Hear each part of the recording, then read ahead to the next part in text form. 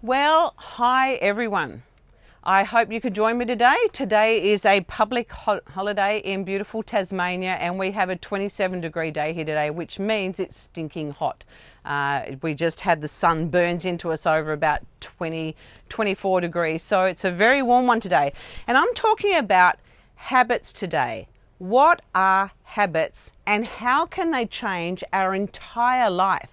Because habits on their own aren't anything big. It's just decisions that we make every day. Sorry, I just need to check my little microphones there. It's just decisions that we make every day that can alter our life in so many ways. Because when we make small daily decisions to do something, then you look at 6 months down the track, a year down the track, and we get amazing results from those small daily habits. So it's actually quite mind-blowing what they do. So if you look in one of the dictionary definitions, a habit is something you do often and regularly, sometimes without knowing you're doing it. How many of us have a habit, like my friend was saying today, that every Christmas they have croissants and fruit salad follows after? Not long ago, she bought some croissants, and she's been doing this for years. Some croissants, and she just had to have that fruit salad after because that's become a habit to her. Now, habits can work for us and against us, and many times we'll talk about bad habits, but we can also cultivate good habits. So maybe, a good habit could be that every time you feel inclined to just sit around and mope around the house because maybe like me, you get a bit gloomy on cloudy days, you can make the habit to just get yourself out of the house and go for a walk somewhere in the fresh air. And it is amazing how when you get back, you feel so good. But if you make that a daily habit, that every time you're feeling a bit low or a bit down, you take yourself out on a walk somewhere, it becomes a habit. Excuse my squinting, the sun is quite bright and I might even stick on my sunglasses for a while. So sorry, no, people don't like looking at sunglasses, but make it a bit easier for me for a while. And some of the bad habits. How many times do we grab a cup of tea or coffee and go, where's the bicky to dunk in the tea or coffee? Because that's just something we've always done. It's become a habit. A habit of mine is every time I went to the cinema, and my kids will probably tell you that this has become a habit for them as well, I would buy lots of treats. So when you go to the cinema, you sit back, you chill out, and you eat chocolate and gorge on chips or whatever it is. It became a habit through my childhood, and unfortunately it's become a habit into my adult years as well. So I still love going to the cinema and taking some junk food, although I'm trying to wean myself off that habit. Another habit can be, just as soon as you get home from work, you switch on the TV because that's what you always do. And that may not be a problem at all. But if it impacts on other people that share your household, it could be a problem. It could be a habit that you may want to replace with something else. And talking about habits, so good choice after good choice over time will affect things in a big way. And as I just spoke about just then, that can be good or bad habits, and it can impact you in a good way or not good way. But it is, I just want to talk about the slight difference between a goal and a habit. So the difference between there is a goal generally has a start and ending thing. If you do an 8-week challenge or something, or your 12-week challenge, you have a goal at the start of that. By the end of that 12-week challenge, for example, you want to have gained more fitness maybe, you want to have lost some weight, you want to tone up, whatever it is, at the end of that 12-week, you'll have a goal. You get to that goal and that's it, done, unless you create another goal that you'd like to achieve, and that's doable. But the difference between a goal and a habit is a goal has a beginning and an end. A habit is ongoing, and a habit is every day. Those tiny little decisions we make every day. Do I want to lie in bed, for example, say for example, if you're a mum with 4 young kids and you just don't have time for yourself at all in any way, so you don't have time to get fit, you don't have time to maybe just sit back and have some mindfulness or some meditation maybe to start the day. So you can create yourself a daily habit that you get yourself up half an hour earlier than you know your kids will get up. So if they generally wake up at 6 o'clock, and I know it's pretty early, but maybe you wake yourself up at 5:30, so that extra half an hour will give you time to yourself, or time to do an online program, or just go for a power walk around the house 10 times, and then you'll feel great. So we can cultivate good habits every day, And it's not a big thing to do them sometimes. If I feel like a can of Coke, you know, maybe if you don't have the cans of Coke in your fridge and you start to cultivate the habit of having a nice chilled glass of water with a little bit of lime in there, say for example, yeah, that's a great way to start to cultivate the habit. I don't want the soft drink, but I want the water or filtered water with a zap of something in there that's really natural but makes the water taste great. And that over time, I guarantee that over 6 months, 12 months, will become something that will alter your inside of your body because it will become healthier, but you'll also see results from the outside as well, as you maybe start to lean out a bit more because you're not taking all that soda in. It's well known that soda, just a side thing, that people that drink soda a lot are more inclined to gain more weight. So it's a really interesting thing. So habits are sometimes things we don't think about. They are minute things. And along the way, it will make difference. So you just think, when I'm on night duty, I had a habit really bad, and many nurses will tell you this same thing. When you're on night duty, your body craves energy, it craves sugars. So if anyone at work has had, say if they've had an afternoon tea and all the stuff, all the leftovers are lying on the table. Now normally I could resist that, but on night shift it's irresistible. I cannot pass by without devouring everything on the table. And so that has become a habit of mine, that when I'm on night shift, I was devouring not good stuff. And I did see my waistline increasing. Didn't happen overnight, but it did happen. So not all of a sudden, but small incremental gains after devouring all this stuff. And particularly if you work in smaller, more enclosed units like, a prem babies unit, neonatal unit, pediatric unit, they seem to take the most crap I've ever seen. But I've made a habit then, after gaining quite a bit of weight, I decided, right, Sheree, my clothes are not fitting anymore. My work clothes are not fitting and they feel really uncomfortable. So instead of just choosing to just get into the habit, I come to work, gets to about 2 o'clock in the morning, 3 o'clock in the morning, I'm going to eat what's there. I would take my own stuff. So I would plan for that. And I would have my blueberries, Greek yogurt with a little sprinkle of granola, and have some other bits of fruit and some really healthy stuff that I would take. I would choose that over what was there. And sometimes I succumbed, but it wasn't half as much as what I succumbed before. And I'll tell you, the results were good. I had great results over a period of time. It didn't happen overnight. It wasn't that I chose not to partake in all the chocolate one night and then the next morning I was 5 kilos less. No, it was over a period of time with small habits every day, making those decisions. And it's not just a feeling, oh, I feel crap today, but I'll do this. Making a decision for that small change I'm going to make today. So I have a choice of Coke in the fridge or a nice chilled glass of water that's maybe filtered as well with some lime in there. You know, this is going to make me a big difference over the next 3 or 4 months, and I will see it. My clothes won't be so tight. I believe in going by clothes if you're looking at weight loss. So when I sometimes feel, just when there's grey days, they get to me. So there's a thing called SAD, seasonal affective disorder. Some people may believe in it, some may not. I do believe in it because I went from Perth, Western Australia, where the sun was shining every day for like 9 months of the year, to Tasmania, where a portion of the year is surrounded by grey clouds. I know above that the sun's shining, but I can't see the sun, and it affects your head. It gets your head screwed up.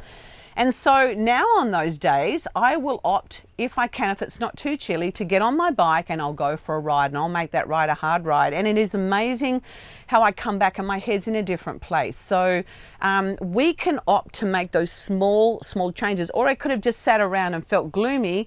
And probably when I feel gloomy, I tend to kind of track along towards chocolate route. Although I am making changes with that as well. So we can make that decision. And these small wins along the way, that was a small win. So if I have a dark, gloomy day and I know I'm going to succumb to it, then my small decision to go riding for an hour, really hard at places that I know, pop the bike down when I get home and have a nice glass of water, rather than sitting there and succumbing to that whole cake of chocolate, then I've made a big win for myself. And the more I do that over the period of weeks and months, the more that I'll start to change what I do and who I am. So I would think about so I just want to talk about three major decisions that you can make. So three major habits that you can make today. One is to choose you. So choose you, inputting into you, building you up, making you feel good. There's a podcast I listen to. So Kirsty Wright talks about, she talks about habits and how she talked to a bunch of mums and asked them one night, well, they're her good friends as well, they were out for dinner, and she said, pick one thing that you do for yourself, just for yourself, it's not to do with family, and they couldn't pick one. She had cultivated the habits of looking after herself as well, because in the process she knew she was a better mum, a better wife, a better friend, a better everything than what she would have been had she not looked after herself. So I would cultivate number one habit, choose you, look after you, take care of you. And if you're not doing anything to look after you, then start to do so. I had a choice this last week. So today's a day off in Tasmania for most people, it's show day. And I could opt last night to do an extra shift where I would have earned quite a bit of money. But I knew I was feeling a bit crabby, a bit snitchy, not really great to be around over the last few days. So I chose to come away to Bruny Island, where we stay in a beautiful shack come holiday home. Can't call it a shack. Shack's kind of more tin galvanised iron. This is beautiful. And as you can see, we look over the water. What better mindset stuff can you have than this? Unfortunately, the day before, my friend fell down on a walk we were doing. Whoops. Sorry, my microphone's gone. Okay, it's back again. So she fell down a cliff. Oh, not a cliff. She didn't fall down the cliff. She would have been dead. She fell down the hill and broke her ankle. So the whole afternoon was dedicated to that. But today's our day, and she's managed to come back over with her leg in a plaster cast. But today is a day where we're just having time out, smelling the roses. And it's been a beautiful day. I'm loving the sunshine, loving being here, and I just feel a sense of peace.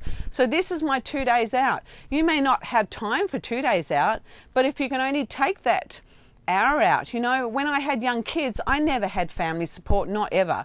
So I just had to find friends around me where I could look after their kids on certain days, and I would get rid of most of my kids on the other day. So if I can, I'd organise with different families. So my 4 kids were different ages. I'd send them all off to a good friend, and I would have 2 or 3 hours out while I knew they were happy, well cared for. They were having a ball actually, and then I'd go pick them up. But I was recharged myself. So fine, eke out time for yourself. Scrape at that time. Be firm about it.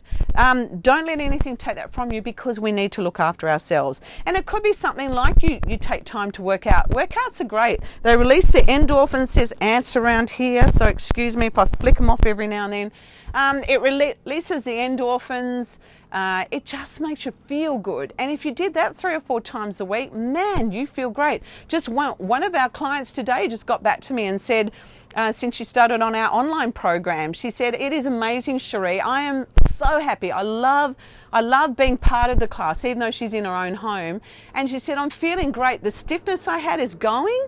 And she said, "I'm feeling good. I feel like I'm going to the gym every day without leaving my lounge room." How cool is that? So eke time out for yourself. Maybe it's going to get a remedial massage. You've got a tight spot in your shoulder or back, and that just makes you feel so good. It's a whole hour of lying on the table while somebody delves into you, or gives you a nice gentle massage. Having your hair done. I love having my hair done. I feel so fussed over. People flick it around and pull it out, cut it and pull it out again. That is delightful to me, yet I know some people that hate their hair being touched. So that wouldn't be a good one for you. Maybe having a facial done. Go treat yourself to a facial every few months or every few weeks, however you can afford to, that tinkles your bell, or have a friend do your face and you do hers. That is still being pampered and time out. So there are ways and means that we can choose to look after ourselves. And don't forget, if you take care of yourself, you are a better person for every single person around you. I know that I was always a far better mum when I had time out. I couldn't wait to see my kids again. Whereas if I never took time out, and that was for a while I did that, I thought being a good mum meant you were meant to be around your kids all the time. I got so crabby sometimes. So definitely taking time out. The second thing, the second habit I'd love you to cultivate yourself is choosing to be thankful, choosing to have gratitude and believe the best of things. So if somebody pulls in front of you as you're driving along, maybe choose to think they just didn't see you in the blind spot of their mirror and they were feeling so bad in their car, rather than going, "You stupid idiot," you know, choosing to believe that they didn't see you there. So I'm going to have a little drink. So it's amazing how just to have some gratitude changes your whole headspace. It just changes how you think about things. And so if you can be thankful for whatever you can number off and be thankful for today, it could be the fact that you can breathe. It could be the fact you can walk up and down stairs, whereas my friend with her broken ankle right now can't. So you can be thankful for all sorts of things. It can be thankful for the fact that you can eat every day and that you're not homeless. So there's so many things to be thankful for. And if you do get offended by somebody that said something that hasn't thought much about what they said, they didn't mean to offend you, but you took offense, then you can choose to take that offense. And one thing that somebody said to me once is build a bridge and get over it. I love the idea of choosing to go, I don't think that they meant to be mean in any way, shape or form. I'm going to get over it. I've had people laugh at me before when I've tried to say my name.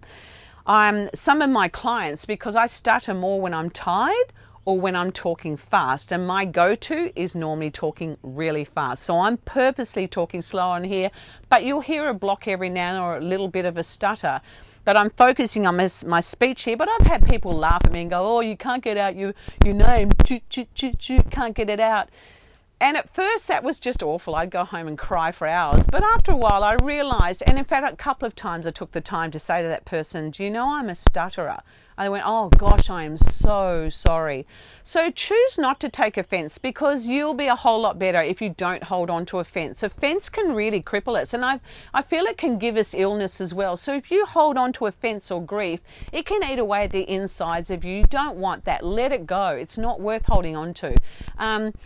It's just not worth holding on to. So just let it go, let it go, let it go. And probably the person that offended you has long moved on. You would have heard that before. So let it go and move on. And it also goes the other way too. You can actually choose to have a thought that I'm never going to be any good, I'll never get out of this, or, you know, I'm always going to be poor, I'll end up eating at McDonald's for the rest of my life, I'll never eat at a restaurant like they can afford to. You know what, if you keep saying that to yourself enough, your head will start to believe it and you will receive that. So if you keep saying to yourself, I'm never going to get there, I'm never going to achieve it, I'm never going to get forward in my job, you know what, you say that to yourself enough times, you'll believe it, and you will not put the things out that you need to get forward. So you will not achieve in your job. You will never get forward, and you will never achieve those things you want to if you keep saying them. I'm all one for positive affirmations, and I know that there's a lot of different thoughts on this, but when I was depressed, I had mild depression back I don't know what was going on in our lives at the time, but I had 4 young kids and there was a lot going on. Our son had seizures, almost constant seizures. There was just a lot going on with him. We were in the hospital every second day. It was a lot to do, a lot to take in. And I know that when I went along to see my psychologist, she believed in she believed in positive affirmations. So every single day I had to take some thoughts in my head that weren't good thoughts, and it could have been, I don't get on well with whoever, and I don't have a good relationship with that person, then we reverse that around. I have a great relationship with that person and I love being around them every day. And this, by the way, was no one in my family, no one in my immediate family, but I started to, 40 to 100 times a day, my homework was to say the positive stuff and not the negative stuff which went around my head. And it's amazing. I had to go see the psychologist every week, and the more I went back to her, on my scale of depression, I was starting to lift right out of the depression. So it was simply by saying the opposite. So if you have something that really gets to you, like, I hate driving this drive when I go to work. There's so many people on the road. I hate driving on these roads, but that's the route you have to take. Start saying to yourself, I love this drive in the mornings. I get great joy from it and I listen to great podcasts. You know what? Probably in how I see things with it, how this all worked for me in the positive affirmations, you'll probably start to see things in a whole different light. You may never totally fall in love with that road you have to drive to work, but you probably won't see it in that same negative light that you once did. So you'll start to see it, that it's not so bad, and hey, I get to use this road to listen to great podcasts. So positive affirmations you can't beat. And then the third one is to have the best functional working body you can have. We only get one body in this life, one body. And unfortunately, in many of our westernized societies, I know in America, in the UK, in Australia, we have this mindset of getting older and we have to rest. So that getting older label allows us to sit on the couch, sip, our cup of tea or coffee all day, and get up just to move, and we then get an ache and a pain because we sip so much, but then we say to ourselves, oh, that hurts, better rest it. I am getting older, you can expect aches and pains. You know what, as you get older, don't expect anything. Again, change your mindset. So it's every one of these little daily habits that can change that. Daily habits can alter, totally transform, amazingly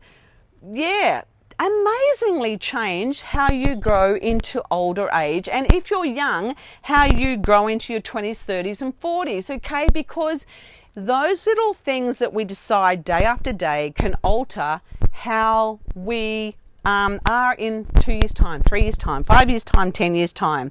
So I would say to you, if you're not moving daily, get off your bum and move. If there's aches and pains, go see a physio. Ask around your friends who they've had a good physio. Go to a good physio. Go to a good exercise. Ah! Sorry. I just had a flying insect that landed on me and bit me. Sorry, didn't mean to scream. That did hurt, by the way. That's what you get from a Facebook Live. It's live. So sorry. Ow. I'll tend to that in a moment. I'm just about to wind up, so I'm sorry if I burst your eardrums. So it's those daily decisions you make. So rather than sitting on the couch every day, make a decision to go and do something. I would say for strength training, if you're not strength training in your 50s, 40s, 50s, 60s, but particularly 60s and over, you can have the best quality of life that you've ever had and ever expect to have if you make those daily habits of working your body, getting strength training, get a good program, get our program, spicefitness.com. You'll find the Spice Strong program on there for no more than a price of a cup of coffee per week. But daily decisions that we make every day will impact us on the long term and short term, even a few months down the track. That will impact on what results that we get. So I would say take daily decisions with what you eat and drink. Right now, I've got my nice water. Bruny Island water has come straight from the clouds. So it goes into a tank. And so those decisions, whether I drink the Coke or whether I drink water, am I going to go in now and eat that whole cake of chocolate that I know is in there? Or am I going to have something to eat before that that's far more healthy? And then maybe I won't feel like the whole cake. I might just have a square or two. So there's so many small daily habits that we can make that will change what we do. So the four main pillars of Spice Strong are our nourish, our strength, our restore and believe. So some of the daily habits that you can make when it comes to nourish is to eat regularly. So try and make a habit that you eat regularly. If you don't, you get hungry, and then what do we do when we're hungry? We tend to gorge out on whatever's lying around, and that could be that cake of chocolate. I talk about chocolate a lot because I'm a sucker for chocolate. So I'm just being real with you. Chocolate is a big thing. So eat regularly, that way you won't want to just gorge out in one big binge all at once. Plan ahead, so make the daily little habits of planning ahead. So maybe the Saturday or Sunday, maybe you work Monday to Friday, you come to Saturday or Sunday, and those are the days you make those habits where you plan for the week ahead. And that just becomes a habit. It becomes your Saturday habit or Sunday habit. That's what I do every week, and I plan ahead for good meals. So plan ahead with that, and you know, it becomes just what you do. It becomes your regular lifestyle routine. daily habits of real foods. So what am I going to stock my fridge with? I'm going to stock it with real foods. So all those foods that are unprocessed as possible. I know we have to eat some processed stuff, but as unprocessed as possible. So trying not to take things from packets if you can. And make it practical for you. So habits are not going to work if you instill someone else's habits. So if my friend finds that, say, eating paleo or keto or whatever it is, the diet of the day, works for her, but it doesn't work for me, then make something that works for you. So it needs to be for you. Something that works for me incredibly well is the prolonged fasting overnight. I used to get up in the morning, first thing, have breakfast, but I found now that going these 16 hours, so if I last have my meal at 6 o'clock in the evening, I won't have anything to eat till the next day, till, was it 12 o'clock? 12 o'clock. And then I've got an 8-hour period where I eat well, extremely well, but I still try and make good choices. Ow, I can feel that little thing stung me, bit sore. And so, yeah, so again, make it a daily habit, make it a habit of what works for you, because it's got to fit into your lifestyle, and even fitness stuff has to fit into your lifestyle. So if I tell you to do an hour every day and you don't have an hour every day, it's not going to work for you. So work out what works for you and then start to make small tweaks as you go along. Small tweaks work out to a big effect in the end. And the other thing I would say about diet is keep a track of what you're eating and drinking every day. So one of my clients once said, oh my gosh, Sheree, I am working out with you 3 times a week. I was losing all this weight. Now I've just started to gain. What's happened? And I said, well, Joan, you did tell me, sorry, just popped her in it, that you're going out to a whole lot more morning teas and afternoon teas and lunches now because your group has met back again. And so every day you're going out for a meal. And she went, oh my gosh, yes. So she started to take note of what she was eating, and yeah, she'd upped her intake by about 2/3. So as simple as, if you don't want to write it down, take a picture. Maybe go 2 or 3 days, take a picture of every single thing, including your glass of water or your tea or coffee. Take a picture of your meal, snacks, those few nuts you ate, that bit of fruit. Take a picture of all of it and see what you take in a day. Because the overall reality is, for most of us that don't have a thyroid issue or some major issue, that what goes in, the input, our expenditure, so what we put out needs to be more than our input. So if I'm going to eat a couple of packets of Tim Tams a day and a bowl of ice cream, my input in the way of calories is going to be much huger than probably my output. So having a look at that and really trying to just kind of go, I can cut down. Do I need to have a whole thing of this or a whole thing of that? I can maybe have half, still get the taste, or have one. And mindful, if you wanted a Tim Tam and really get the taste, rather than gorging a whole packet, take one Tim Tam, eat the end of it, eat the end of it, eat the end of it again, and then roll it around your mouth, taste it. Mindfulness. So you taste it, enjoy this, savor the taste, savor it, and then eat the next little snippet of it. And slowly, maybe over about 20 minutes or so, you'll eat one whole Tim Tam, and you probably won't want to eat the whole packet. So there's ways and means to make little habits work for us.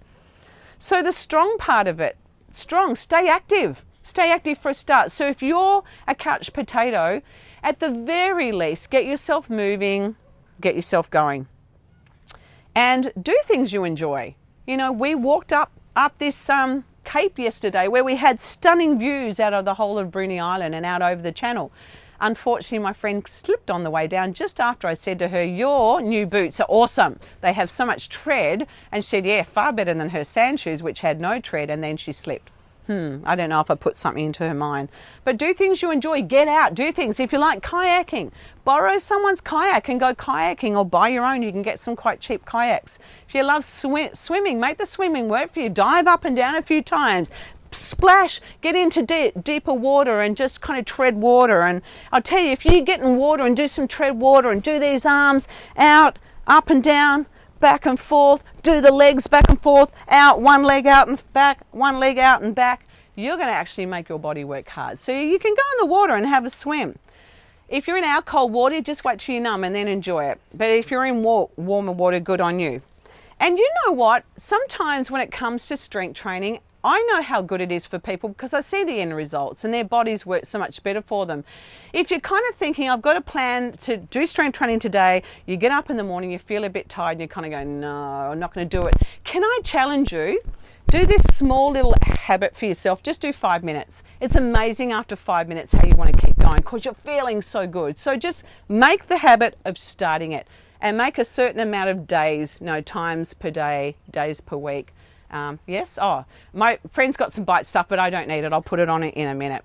And then, I would say if you're a person that loves to walk, add to your walk. So when you're out walking, make yourself power up hills. Put a backpack on your back with probably not water like this, but get some milk cartons and throw in your backpack. Make it work harder for you.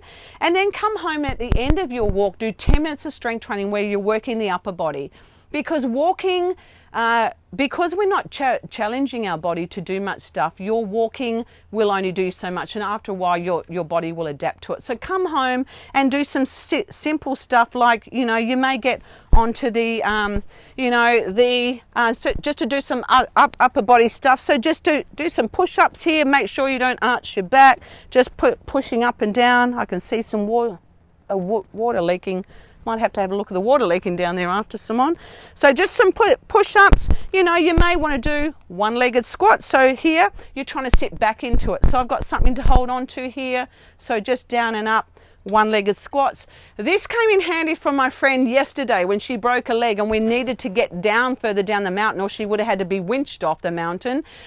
She had to go on one leg. Well, she wasn't able to put the other leg down. So this came in really handy for her doing some stuff into. And we can do some tricep dips. So it's really simple stuff that you could be doing.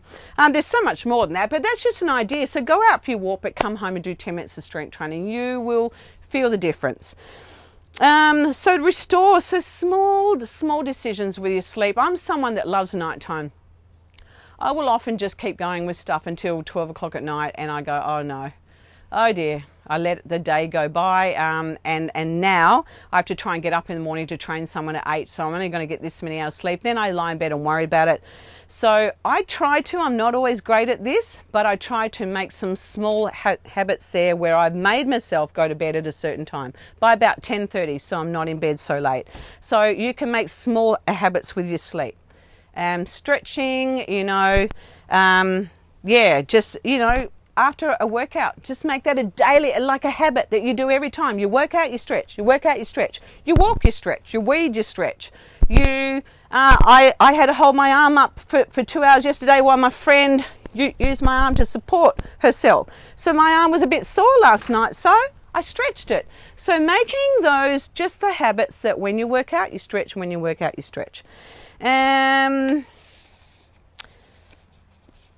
So just this is the restore part. Just nurture relationships as well. Have relationships that mean something to you that you nurture.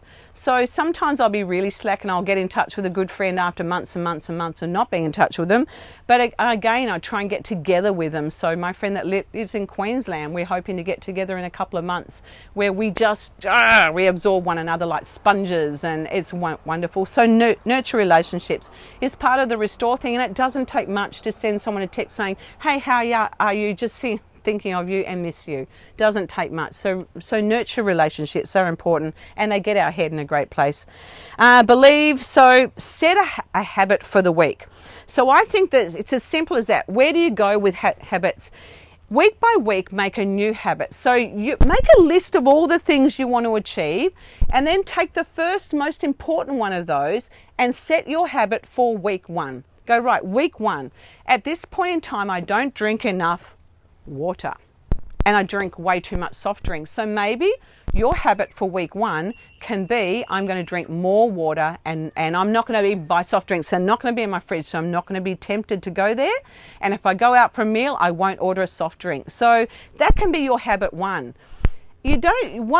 What we've been thinking about and talking about too is you don't want to it's really hard sometimes for us if we feel we have to give up a habit. But if we create new habits, as we go along, those new habits take over and we don't feel like so much